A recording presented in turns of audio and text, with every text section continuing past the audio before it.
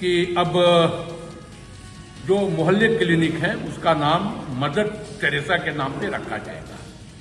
स्वाभाविक तौर पे कैबिनेट का फैसला यह एक साहसिक फैसला है।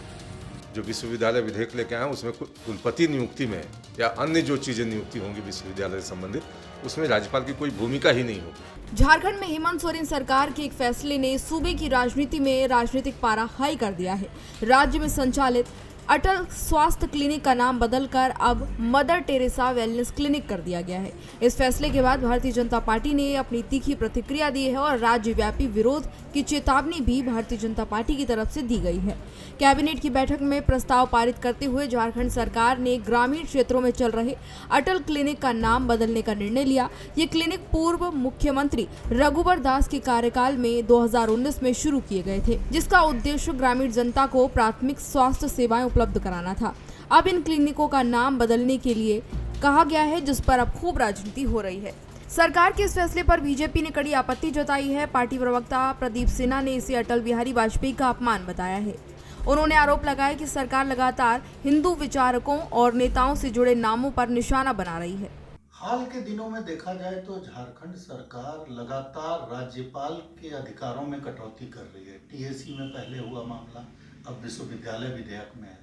बीजेपी का क्या स्टैंड है?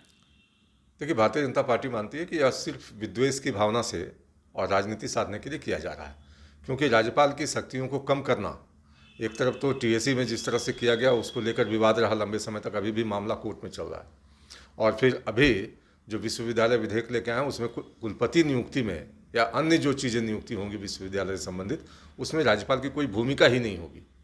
एक तो वो कुलाधिपति होते हैं, उसके बावजूद उनकी कोई भूमिका न होना, मैं समझता हूँ कि सिर्फ उनके उपस्थिति को नगण्य बनाने की जो कोशिश की जा रही है, ये एक बार जरूर सोचना चाहिए कि राज्यपाल जो होते हैं वो संवैधानिक प्रमुख होते हैं राज्य के, उनको इस तरह से डिमीन करना मैं कहीं से इसको जायज़ नहीं ठहरा सकता। वहीं कांग्रेस ने इस पर पलटवार करते हुए बीजेपी को दोहरा चरित्र वाला बताया। कांग्रेस ने कहा कि जब बीजेपी सत्ता में थी तब नाम बदलना उसे राष्ट्रवाद लगता था और अब वही उन्हीं चीजों पर आपत्ति जताती हुई नजर आ रही है कि अब जो मोहल्ले क्लिनिक है उसका नाम मदर टेरेसा के नाम पे रखा जाएगा। स्वाभाविक तौर पे कैबिनेट का फैसला यह एक साहसिक फैसला है और एक सामाजिक फैसला है। सामाजिक फैसला इसलिए भी कि मदर टेरेसा वो नाम है जो भारत और भारतीय दोनों की सेवा में अपना पूरा जीवन अर्पण कर दिया, न्यौछावर कर दिया। उस महान शख्सियत के नाम पे अगर झारखंड में क्लिनिक का नाम रखा जा रहा है तो स्वाभाविक तौर पे ये गर्व की बात है, क्योंकि मदर टेरेसा का नाम बहुत उच्च स्थान पे है। और अगर भारतीय जनता पार्टी को इस पर इतराज है तो भाजपा पहले ये बताए कि मुगल सराय स्टेशन का नाम आपने क्यों बदल दिया? पंडित दीनदयाल उपाध्याय का क्या योगदान था देश की आजादी में या देश में स्वतंत्रता संग्राम में? किसमें उनकी योगदान रही? तो आप अपने लोगों का नाम स्थापित करते रहो, जो पुराने नाम है उनको नाम बदलते रहो। और नाम बदलने की प्रक्रिया किसने शुरुआत किया? पूरे देश में आप ही ने शुरुआत किया, भारतीय जनता पार्टी ने शुरुआत किया। और मदर टेरेसा के नाम पर जिस व्यक्ति को, जिस राजनीतिक दल को अगर एतराज है तो इसका यह मतलब है कि वो राजनीतिक दल या वो व्यक्ति सेवा की भावना नहीं रखता, और अगर सेवा की भावना नहीं रखता तो उसको राजनीतिक दल कहलाने का भी कोई नैतिक अधिकार नहीं है।